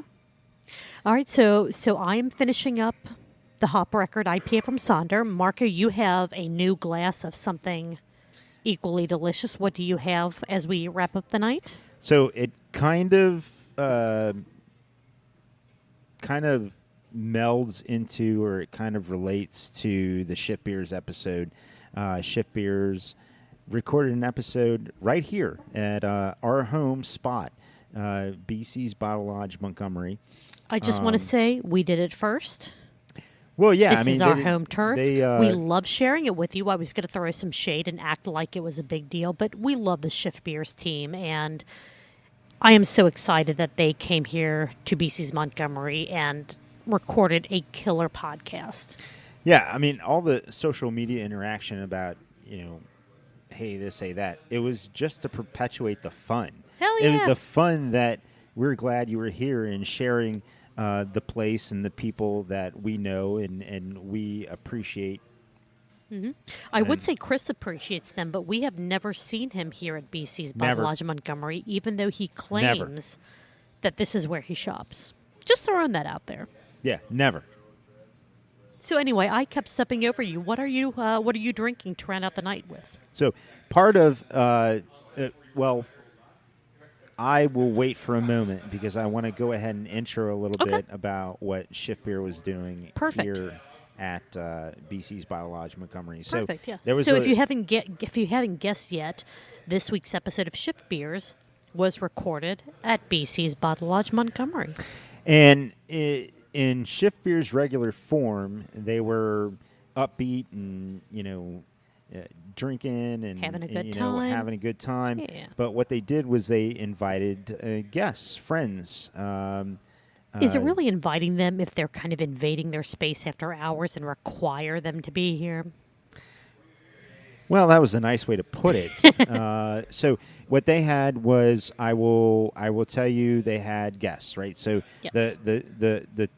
the whole Shift Beers, and for those of you watching on the live stream, see me with the air quotes. So the whole Shift Beers team was here. Josh, who does social media, Beth, who does graphic design, Chris, who runs tap rooms and puts on events, and then Brian, the guy who brews beer and distills. Your air quote game is strong right now. I know. Everyone, out there, I'm waving to the live feed. The And Brian buttons were strong today. Strong Brian Or buttons. not today, but when they recorded the episode. Strong Brian buttons. Yes. And then they had special guests. They had the B&BC's Brian Brownlow from BC's. As you know, if you follow our show, he's one of our producers. They had Caleb, who is the C in BC's, who normally is at the BC's Bottle Lodge Liberty location. Then they had Kenny, who's the silent K in BC's, who you know is one of our producers. And then they had Ben Comer, who puts the BC in BC's, who is typically at the BC's Bottle Lodge Liberty location, who is our guest producer today And on he the is show. doing a phenomenal job. Fantastic job. Fantastic job. I mean, he picked it up like he's been doing this, you know, for ages, yeah. I mean, he knew enough to put on Hall & Oates for you. If that's not the sign of a good producer, I don't know what is. I don't know either. Yeah. That is one of the signs of a good producer. So you have this enormous round table. Yeah. The BC's Bottle Lodge Insiders Round Table. Was it a bigger presented round by table? Shift Beers. Oh, nice. I apologize that I stepped over you for that amazing revelation. Yeah, no problem. I Yeah. mean, but was it a round table? I don't know. I don't see any round tables in here, but they Not probably a single one. They probably put together a couple of square tables. Yeah. I mean, there's a barrel. Maybe they were all sitting around the circular barrel Yeah, that is sitting in front of the bar. There's 8 or 9 people around a barrel. But they didn't have enough microphones, or no, they didn't have enough No, no. headsets for everyone. Headsets. So it very they well could have probably were been sharing the barrel. microphones too. Yeah. I think Brian Ooh, Brownlow who got a got- headset. I think he pulled a little bit of ownership weight and got a headset because Well, as one when- of the owners, he should. and when they because they're all owners. Well, yeah, true. When well, they one pushed the of. I button, said one of. when they pushed the so when they pushed the button, Brian Brownlow would laugh, and the other one's like, What's What's happening?" going on?" Yeah. Except for the Shift Beers guys. All the Shift Beers people are like, oh, here she comes. Watch out, boy. She'll chew you up. All right. So so you get the usual format of the show. So Right. for those of you who are first-time listeners, thank you. For those of you listening again, thank you. You understand how the show works, like Shift Beers, right? So they introduce everybody, what they do in the business, and then they go into drinking. So what have you been drinking lately? What stood out? Where did you go? That kind of thing. So drinking Was I don't very think, scattered. I don't think it was the longest drinking, but we were at A couple episodes ago, 17 yeah. 17, almost 18 minutes, 17 like 54 for drinking. It was very close. I believe one of Shift Beer's earlier episodes hit almost 20 minutes at drinking. How long was the drinking I was on? That was the one I was talking about because you drank a lot. And I only And went they to like Friday. They I only went to like Friday. I they started on still- Wednesday. Like their but shit. the Shift Beers guys still talk about it like, yeah, you drank a lot, but you still didn't drink as much as Marco did. Remember when he was on with drinking? That took up half the episode, which it But did. the thing is, it's not a segment by volume. It's a No. segment by variety. So I mean, Excellent. you Yeah, know, excellent point. Cut me a little slack or not. I don't care. I mean, I cut my drinking off, before the weekend and didn't give him like the full drinking. That wasn't your Folger drinking? Holy no. shit, dude. Your liver has got to be screaming right now. It's fine. It's fine? Totally fine. It's okay. It's totally fine. That's what you say, but what does your liver say? It's fine. It actually says, hold on a second. You want to hear it? I'm a professional. Okay. Damn. All right. All right. Fair enough. So- Fair enough. Okay. But I'm excited to see Zane Lamprey this coming week at Fretboard Brewing. Yes, Fretboard Brewing, September 15th. If you Yeah. are listening to this when it comes out, you may still have the option to buy tickets to see the show. Marco will be there. The Gnarly Gnome will be there. Matt Damaris will be there. Matt Damaris will be there. So many names in the podcast world are going to be there. Also, I want to say, I screw Shift Beers right now. Matt Damaris and the Outcast podcast, Hustle and Brews Outcast podcast, will be at Fretboard this Monday, the 13th. This coming Fretboard Brewing, Monday, yep. 7 p.m. If you are listening to this when this is released, please show up. Please support Matt Damaris and everything that he does. Support the Outcast podcast. For sure. Just like you're supporting us by listening right now. We want to see as many people out in the crowd as possible. We would love for you to be there September 13th, Monday. It is free. There is nothing you need to pay for other than the beers that you get from Fretboard.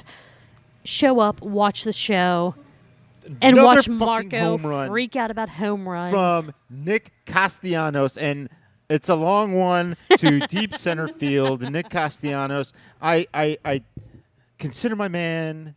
I consider myself a man of faith. Was that a touchdown? Sure. Oh. Yeah. Okay. All right. Anyway, No, but Shift anyways, Beers. I Yes. totally agree. Yes. No, but Shift Beers, while we're talking about you, I'm going to call you out.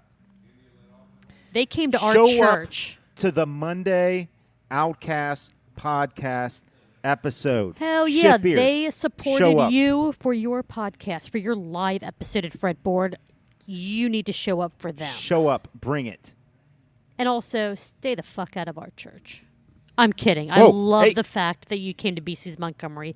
The show was phenomenal. All I have, I wrote down notes There's for every so show. much. No, there's so much to talk about. Where Kenny was in a Kenny went to All I have are hot takes. University of Southern South Carolina. Yeah, Excuse yeah. me.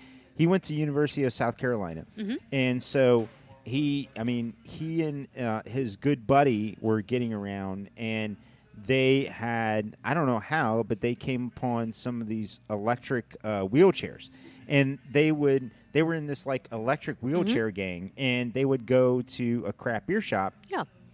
in their electric wheelchairs, and the craft beer guy was a guru and would, like, hey, you should probably try this, you should probably try that, and it got to a point where he was like, hey man, everything you suggested fucking sucks. And so Kenny was like not having it. He was not, he's like, I'm going to take my damn electric wheelchair and go back to my house. Yep. And he's like, no, hey, what you need to have is this bomber of Pump King.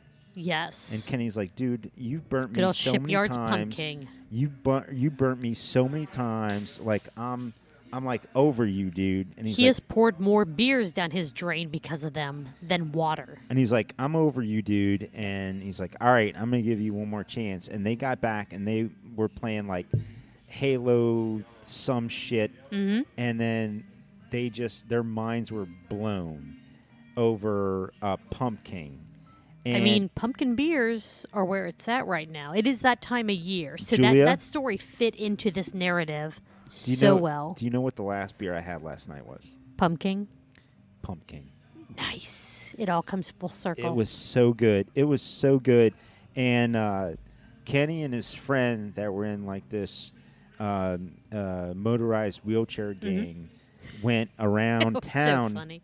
Went around town trying to find more Pump King, and they couldn't find it. Right. Now that stuff rots on the shelves. Doesn't rot. Well, but, I mean, it's it goes a bit out of date. There's a bit out there. Yeah. So, but anyways, there's so many other stories in this episode, and Can I go over a few of my hot like I No, said, no. literally, when I was taking notes, it is all just hot takes of you need to listen to the show because of these single sentences. Okay, about only it. if only we had imaging, and that's what they call it in the I don't know, radio or podcast. If only we had Right. imaging for. Hold on, I'm going to give you something. Okay. Julia's hot takes. Oh, I like that. Do it. Let's do it. Okay, so my first hot take is eyeballs taste like pork-flavored Skittles. That's right. That's from Caleb, who puts the C in BCs. Another hot take, Josh is the reason that you cannot bring bags into Coney Island anymore. That's correct. That is very true. A question that came out of the podcast, would you rather find a 6-pack of pee or a 6-pack of dip spit? Which raises all kinds of other questions. but What's yeah, the weather like? There were How long has it been qualifiers. sitting? There were definitely there were qualifiers. Yeah.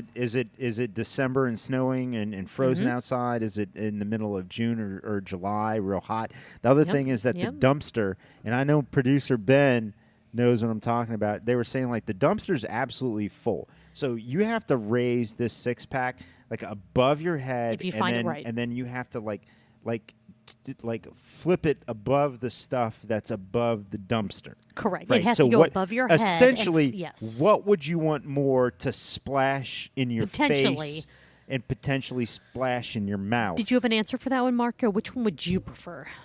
I'd prefer to leave it there. I found out. I say that in, again, the air quotes for those of you on the live stream, for those of you not on the Platinum Patreon tier, you're not seeing the live stream. So air quotes, child trafficking at BC's. Apparently BC's is where a lot of divorcees do their kid swaps. Yeah, there's a lot of... I was not aware of that. I have not um, seen that yet.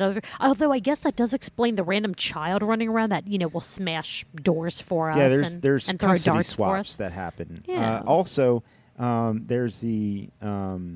dog shit guy, was he? Yeah. We talked about it earlier. The dog shit guy and the incredibly healthy bush or landscaping outside. Yeah, so our because producer... of the dog shit guy? So there's a guy, I'm not going to give the whole story away. There's a guy and a dog and dog shit, and then our producer Ben went out there and made friends, and that comes up in the show. I will say, this is a very... all things considered, a very short recap of a very long episode. And like I said, these hot takes, you have got to listen to this. The stories that these hot takes are about are so good. I was dying laughing listening to all of this. It was great. And something that wasn't necessarily funny, but the place that the Shift Beers folks do not work at, they name dropped their new seltzer. And that is a seltzer flavor that, even if you're not a seltzer person, you are going to want to get on. I'm excited for it. Seltzers aren't necessarily my thing, but I am determined to get a 6-pack. So Beth, Josh, Chris, Button Brian, if you're listening to this, please hold on to one of those packs of your newest Astra flavor for me.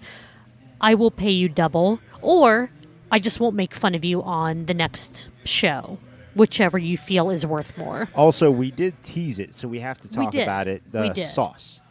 Oh, We yes. teased sauce. We did So tease sauce. in the last, I need some of it. In the last show, we were talking about there were barbecue sauces.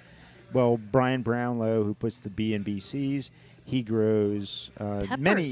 He grows peppers, many different vegetables, and he. I was not aware of creates- this when he produced last week's episode. I know. Well, I was so overcome with emotion when he iced you that I couldn't even begin to ask him about what he does in his spare time. I was so overcome with freeze brain and then just uncomfortable. The way I was uncomfortable, the whole show after that just seemed Was to, uncomfortable? Yeah, it just seemed to go. It was like falling downstairs. After listening to it, I was like, You My handled God. it incredibly well. well, thank you. You did. But, whew. Thanks for giving me a break, Shift Beers. Yeah. Um, Marco after- hated drinking all those craft beers. He after enjoyed icing the me last time. Yeah. So They did Brian talk a little. Brownlow Yes. makes hot sauce. Yes, if I would have known that last week, I would have harassed him about, well, where are the bottles for the Truth Beer and Consequences folks? Where are these samples for us? This was after we recorded. I don't know, the couple days after I came in. He's like, "Hey, do you want to try this hot sauce? Do you want to try that hot sauce?" And I was like, "Yeah." So wait. Have you had producer Brian's hot sauces? I have. I am more jealous than a kid wearing a pair of 6 Jordans. Does that fit into Sonder Stories? Is that a thing? Is that a good jealousy? Jordan 6s? Yeah, is that a good jealousy or scale? 6 Jordans. I mean, my feet are kind of small. Size I'm 6 I'm trying to Jordan. tie it all together. Yeah, no, that's good. Does that work? Jordan. Is that, let's sure. say Jordan 6s. Yeah. Okay. I don't know. Cool. I don't know. But I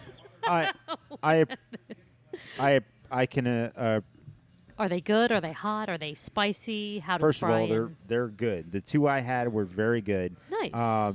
The blueberry one I thought was fun. Okay. And tasty.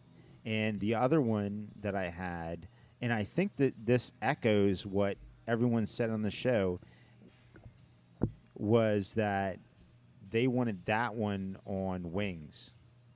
Yeah, So it yeah, was great. And I agree. I mean, the hot sauces. So if you come to BC's Bottle Lodge Montgomery, and Brian is here, ask him about his hot sauces.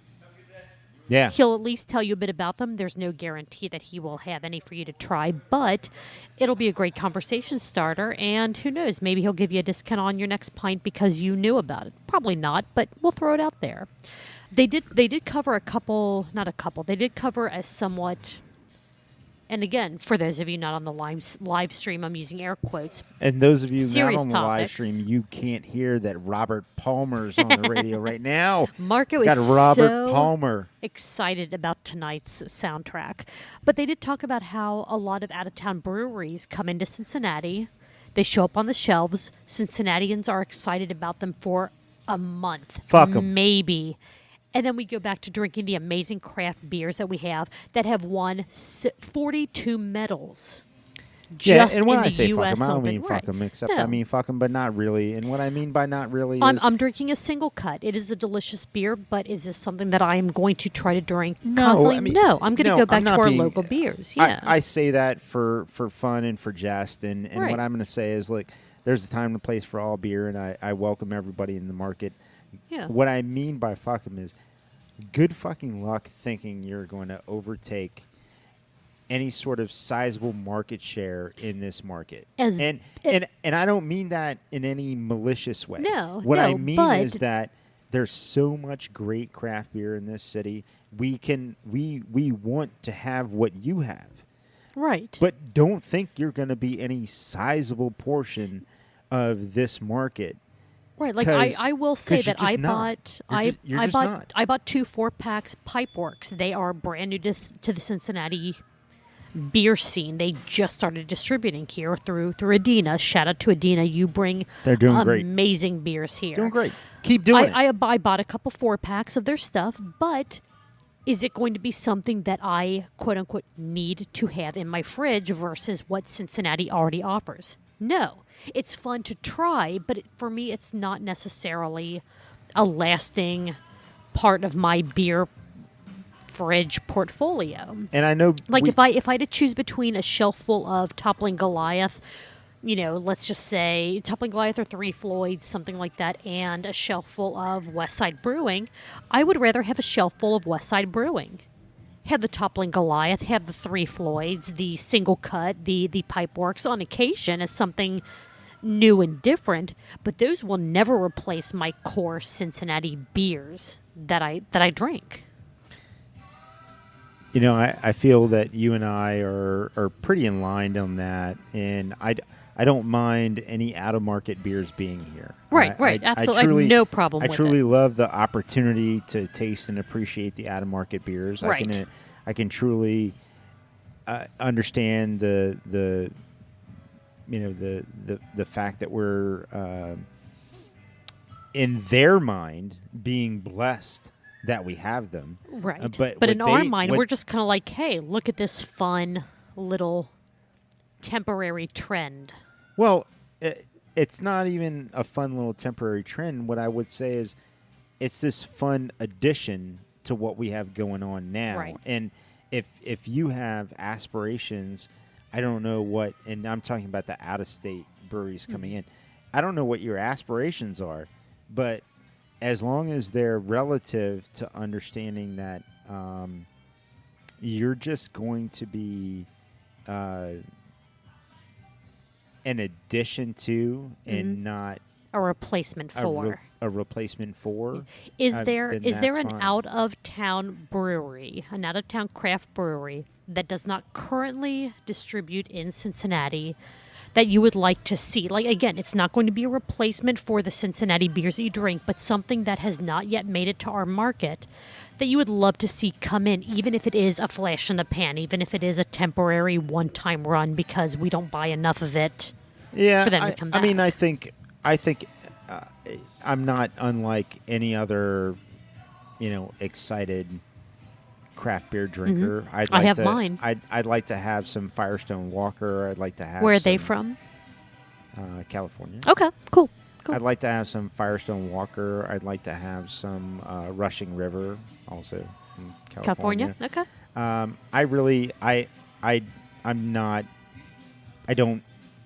I'm not concerned with Treehouse or Trillium. It's not really my bag. But, like, for Dovetail me- is Dovetail the brewery from Colorado or is Dovetail the brewery from Chicago? I'm not familiar with Dovetail, so I there's cannot a brewery answer that question. in Colorado, and I thought it was Dovetail. Maybe it's not. Where the slow poured pills from Colorado came out, and forgive me if, and we totally have the ability of pause and edit and look up, but we're not. Sometimes you want to be We're not. authentic and We're organic with just- what you're recording, yeah, and if you don't remember, you we're don't not. remember. We're just Yeah. doing it. I will say my out of state brewery, if they ever did find a way to distribute in Cincinnati, I would be incredibly happy about, is Hitchhiker Brewing out of Pittsburgh, Pennsylvania. I discovered them when my previous job, I traveled out to Oakdale, Pennsylvania for a week here and there to help out at their warehouse location. I stumbled across Hitchhiker. I spent way too much money buying a whole bunch of beers to bring home, and they do really, really great work. They actually have done a collaboration with Listermann Brewing before. Facts About Cats, I believe, was the name of the IPA that they collaborated on. So they already have a small tie to Cincinnati as is. But if Adina, if some other distributor ever brings them into Cincinnati, I will buy so much of that beer. It is great. I have talked to the owner a couple times when I was traveling there for work. That's who I would be really excited to see come to the Cincinnati area and would love to see stick on store shelves, even though, as they pointed out in Shift Beers, most things that are out of town that come to Cincinnati, if they stick around on the shelves, they're just shelf bombs. Or they disappear after a month or two when it's like, hey, cool, we tried it, and now we're going back to the Cincinnati breweries that we know and love. Yeah, we're a tough market to crack in, and I would imagine that Rheingeist has some stories about trying to crack into. The Chicago Love to talk to them market, about that. Boston market, not the eatery, but the actual beer market. But Do those still exist anywhere? Yeah, I don't know. Yeah. I don't care. Okay, fair enough. But I don't know.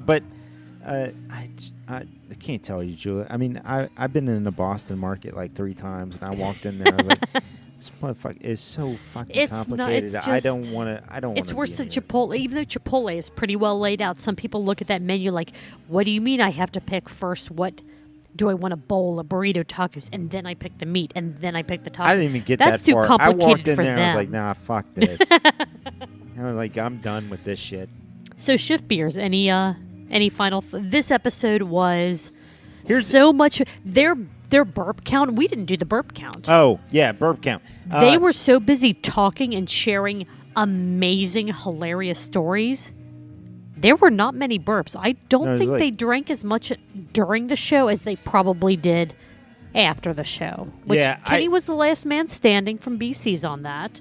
Yeah, and the burp count was very low. I mean, it was uncharacteristically low. I mean, we're on a low trend right now, and I mean, seltzer shows are these shows where we get the biggest numbers from them by far.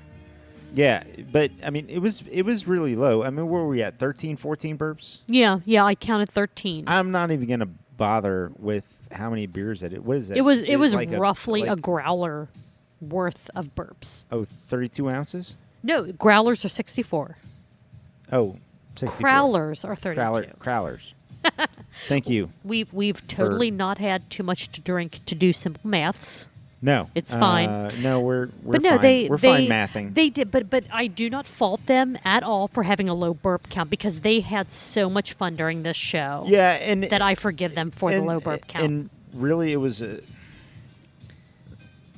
had so many people, and there was so much dialogue, and it was so interesting and fun. And here's the thing, like, you and I know many of the people involved in the show. Correct. So we have But we don't know many of the stories that they tell. No, but we have an investment in understanding the people.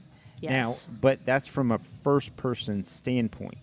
A lot of the listeners are from a listener standpoint, and so they may find it great, but I totally get that we find it intellectual and fun from a first-person standpoint. Right. But anyway, I think we have got to the...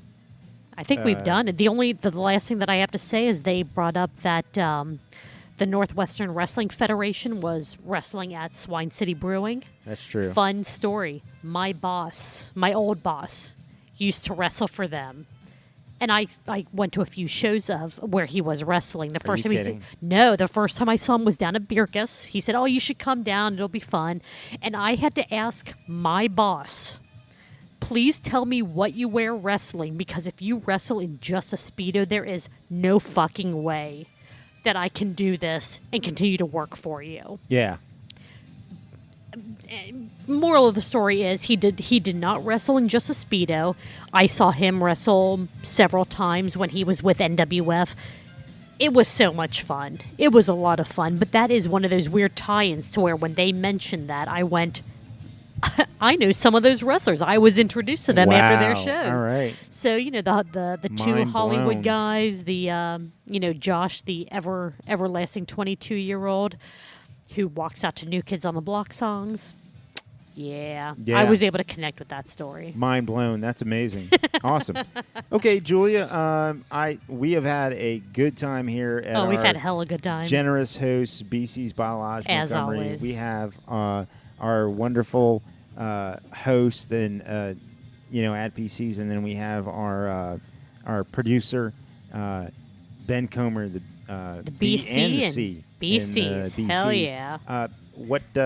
What else do you have? Anything else? What do you have left? I think we're good. I think we've covered everything that there is to cover as far as this week's worth of Cincinnati Craft Beer podcasts, including a new one that we're going to continue to listen and fit in as we can, and hopefully we'll find more. Hopefully we'll find more podcasts to talk about. We'll just keep growing. We'll just see what we can do. All right, let's do that. And so, Julia, what are you doing next week? I think I'm going to be here at BC's Bottle Lodge Montgomery, drinking beers with you and talking about Cincinnati craft beer podcasts. Let's do it, Julia.